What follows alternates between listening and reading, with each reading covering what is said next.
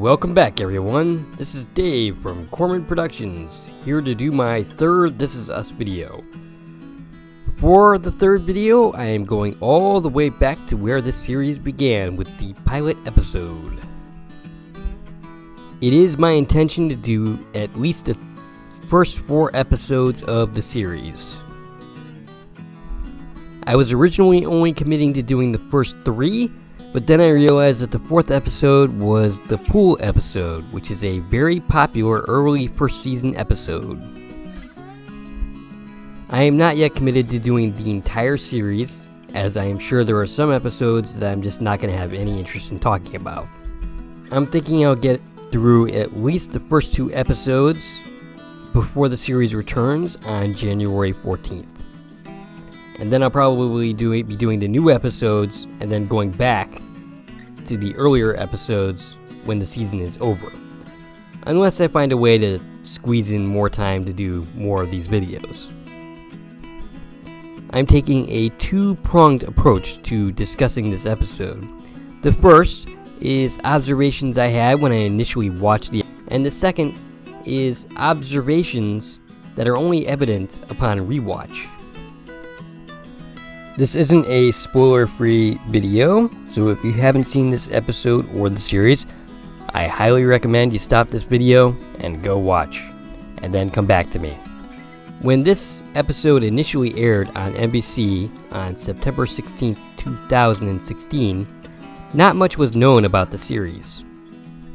The only thing that NBC was saying about the series at the time was that it was a series about people that happened to share the same birthday, which is true, but also highly misleading.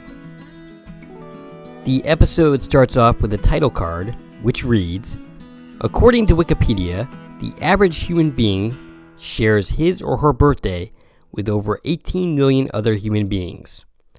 There is no evidence that sharing the same birthday creates any type of behavioral link between people. If there is, Wikipedia hasn't discovered it yet. This is us." Again, this is pretty misleading as to what the show and the series is going to be about, and it very much is intentionally misleading to preserve the twist we get at the end of the episode that sets the scene for the series as a whole. In the first scene, we are introduced to Jack and Rebecca, played by Mandy Moore and Milo Ventimiglia. It's his 36th birthday, and he's sitting on the bed in just a towel. Rebecca, his very pregnant wife, who's about to have triplets, is set to do the annual Jack birthday dance. The series creator Dan Fogelman has said that he didn't initially intend for the character of Jack to be good looking. He initially envisioned him being much doughier. Thus, the scene with him sitting in a towel and getting a brief shot of his butt is supposed to be comical, not sexy. Rebecca seems reluctant to do the dance, given her current state, but according to Jack, tradition is tradition. Trivia note, Mandy Moore is actually one of the youngest of the adult cast, younger even than the adults whose mother she is supposed to be playing. I've spoken plenty already how awesome Mandy Moore is. Here, she doesn't get a whole lot to do, outside of this first scene and being in labor. Milo Ventimiglia gets most of the acting heavy lifting in this thread, and he knocks it out of the park. Jack is trying to engage in extracurricular activities with his wife, which is a very good way to induce labor, I've heard. But he doesn't even get that far, as Rebecca's water soon breaks, sending them off to the hospital. We are then introduced to Kate, who has self-image problems related to her weight. She opens a fridge to reveal a bunch of notes to herself not to eat anything in there. She's trying to exercise some self-control. She persuades herself as she closes the door. Kate is played by Chrissy Metz, as I mentioned in the previous video I did on the series. I mentioned that I hadn't seen her in a lot. There's a reason for that. She hadn't done much movie or TV acting up until this point.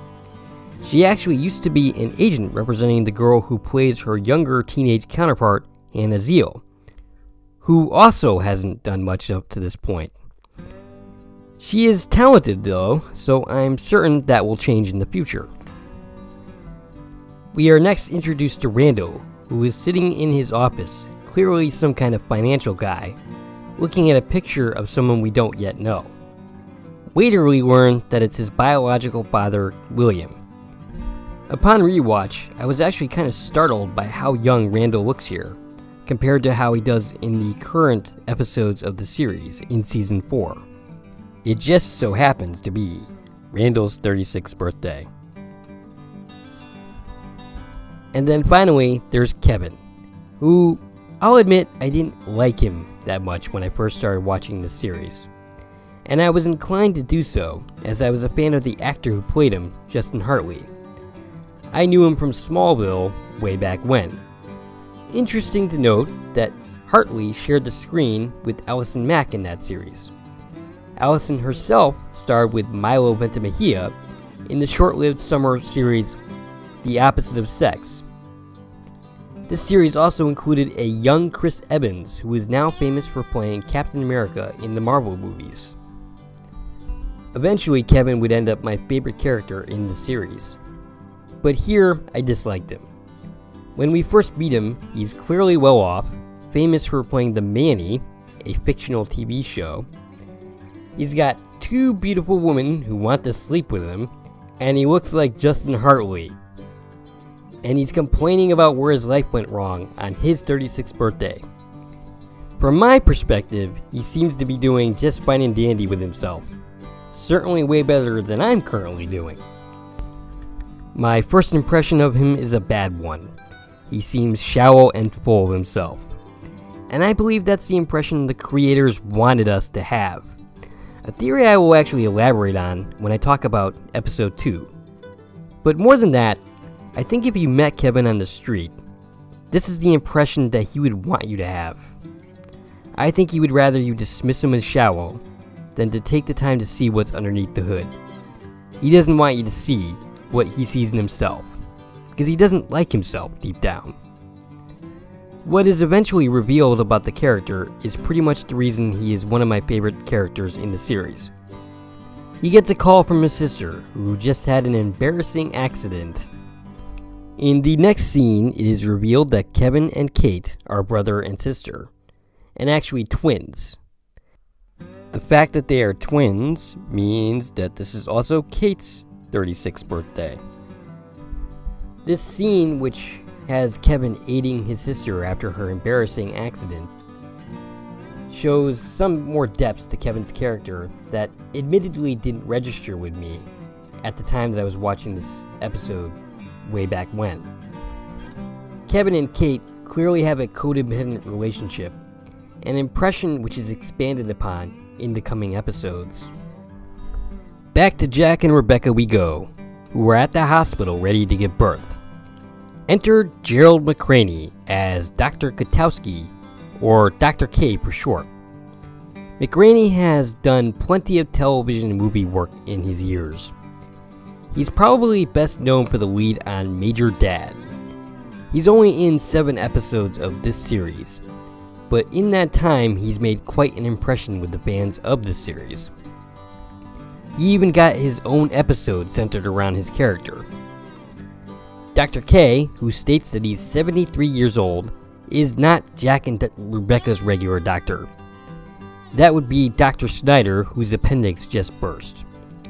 He assures them, with a very Major Dad-like sense of humor, that he's been fully briefed on the high-risk pregnancy and will take very good care of them. We cut to Randall, who's with his wife, watching their girls, Annie and Tess, play a soccer game. It really is amazing to note just how much the actresses that play their kids have grown up. And that's something that's definitely noticeable upon rewatching this episode. Randall reveals to his wife, and by extension the audience, that he's found his biological father. He hired a private detective to find him. But he tells Beth that he plans to do nothing about it. Beth asks him, reasonably, why he even went through the trouble of finding him if he wasn't going to try and meet him. And Randall simply says, he doesn't know. We next see Kate at her group for weight issues, where we're introduced to Toby, played by Chris Sullivan. Chris Sullivan, amusingly enough, I just realized was in Guardians of the Galaxy 2 as Taserface. Toby is pretty obnoxious in this episode, and in the following episodes. There's an element of the fan base that didn't like his character for that reason. Some still don't. Toby suffers from depression, and the reason he's constantly making jokes is both as a cover to this, and because he's trying to make the people around him happy. This is something that people with depression often do, actually. I actually intended to make a video about Toby's depression arc a while back, that's from Season 3, that clearly never happened. It is something I will discuss more in the future when we get there. As it stands, none of this information is actually revealed here, or anywhere in this episode. Toby ends up approaching Kate, and they seem to hit it off, though Kate ends up telling him that she can't fall for a fat person, that she's gonna end up losing the weight. So he says in response, he guesses he has to lose the weight. In Kevin's thread, he expresses his dissatisfaction with the scene he's doing with the director, creator, writer of The Manny, thinking that the scene they are currently filming makes the Manny look like he has brain damage. The person in charge gives a long spiel about how replaceable Kevin is, and that he should just read the lines he was told to do so. We then see Alan Thicke ready to guest star on The Manny. Wait a second here. Alan Thicke? Alan Thicke is most notable for having been on Growing Pains. He was the father in that series way back in the day with Kirk Cameron. And I was surprised to see him here, as at this point I knew the actor had died. This episode, as I've stated, aired in September of 2016. Alan Thicke passed away on December of 2016, which is a couple months after this episode aired. I personally didn't watch this episode until probably sometime in 2017, as I did not catch the series until late in the first season. Kevin and Alan, who's playing himself in this episode by the way, shoot their scene together. It's a very dramatic scene, and Kevin totally kills it. The audience applauds him, Kevin is happy, Alan Thicke congratulates him, and then the person in charge comes over to him and tells him to do a lighter take. This causes Kevin to have a complete meltdown. He dramatically tosses the baby down. And relax, people, it is a fake baby. And that's kind of the point he's making in his long tirade. And eventually quits after a very memorable and amusing tirade. Now, interesting to note that even though the baby is fake in this episode, in later seasons, the baby turns out to be real. Now, I'm not sure if this is because they shoot scenes with a fake baby and a real baby, or if this is a continuity issue. Cut to Rebecca and Jack. Labor scene already in progress. Dr. K tries to have a conversation about the risks about what could go wrong, given that this is a high-risk pregnancy.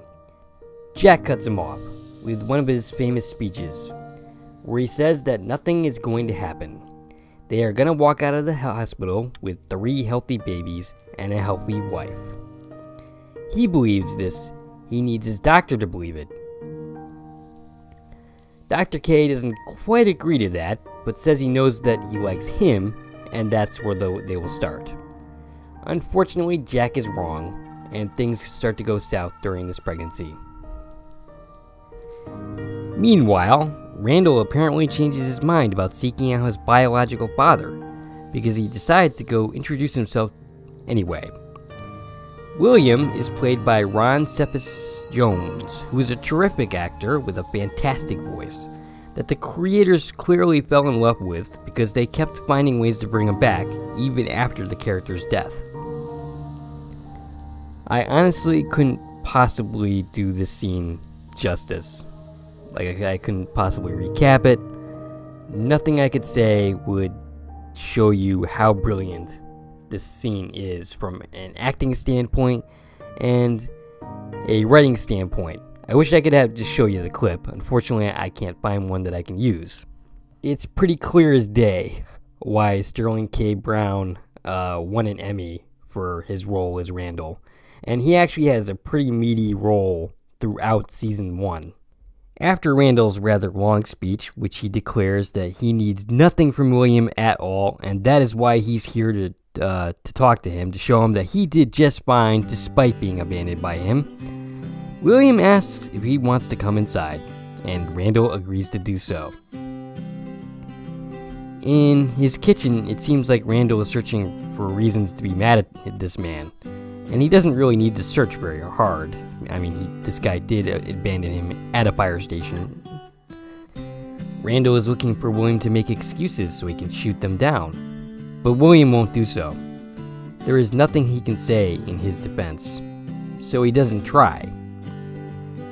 Though there is more to this story than we get here, and we will talk about it when it comes up.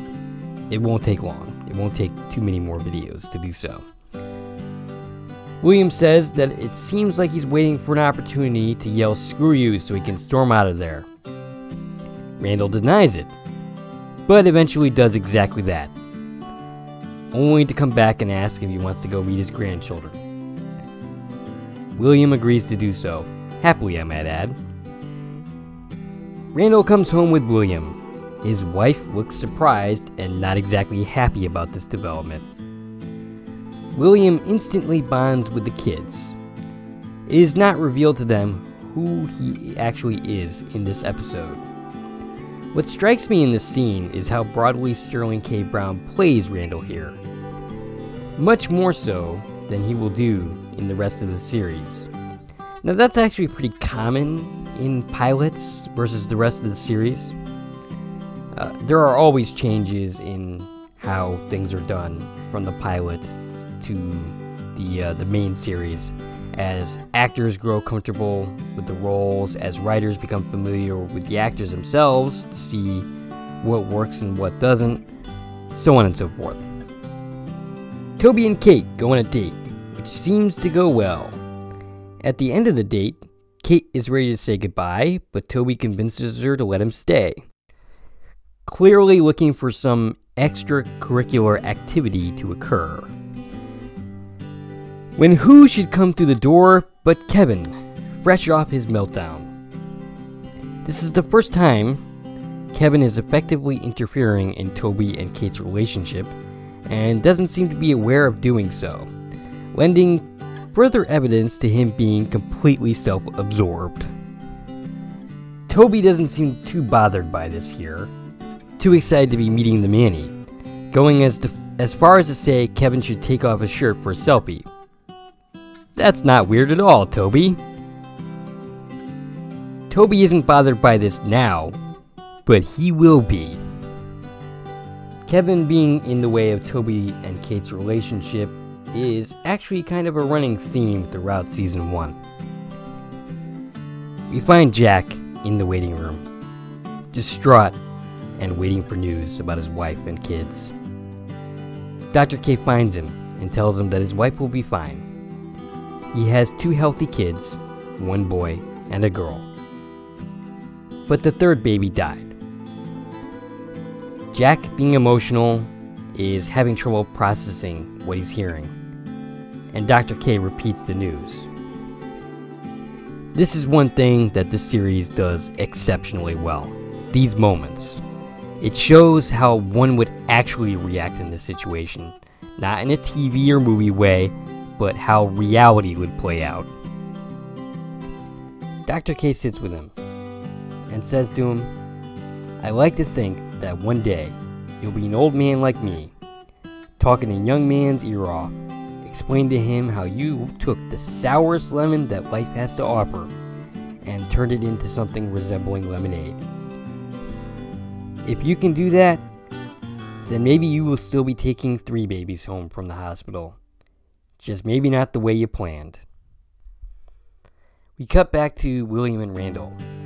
William is looking at a family photo of Randall's adopted parents, which we don't see.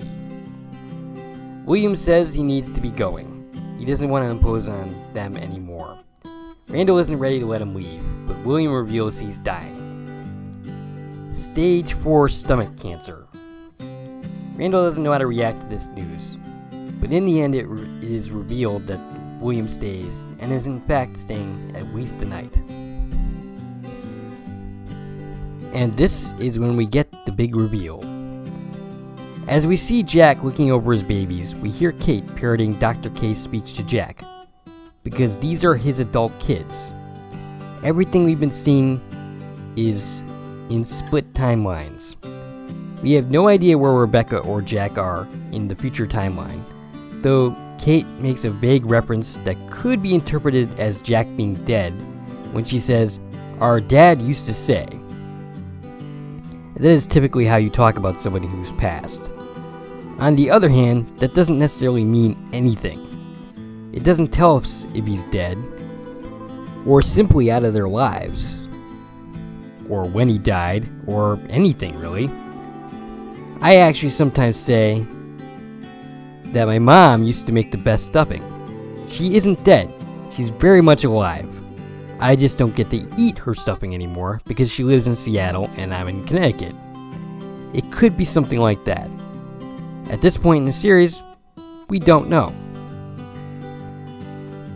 And it is likely that that line was probably not caught by the audience at the time because they were too shocked by the reveal. We see Jack approached by a firefighter. The firefighter brought in a kid who was abandoned there. We see the kid, and it's Randall. Kate, Kevin, and Randall are all brother and sisters. And by the way, I think this firefighter eventually got his own episode. I could just be remembering that wrong, but I seem to remember them focusing on his character at one point. We cut to Rebecca, who we don't hear. Mandy Moore has to act out her grief in silence with no dialogue. Damn, is she amazing. The last thing we see is the big 3 as babies. Kevin, Kate, and the third soon-to-be adopted child, Randall. And that was the pilot of This Is Us, the series that makes millions cry every single episode. The family drama that touches upon many different difficult topics, a lot of them including mental health issues, some of them presented in this episode. And that is all, folks. I will see you next time when I do episode 2 of the series. If you like this video, please like, share, comment, and subscribe to my channel. I need you to help me grow. This is Dave Corman from Corman Productions, signing off.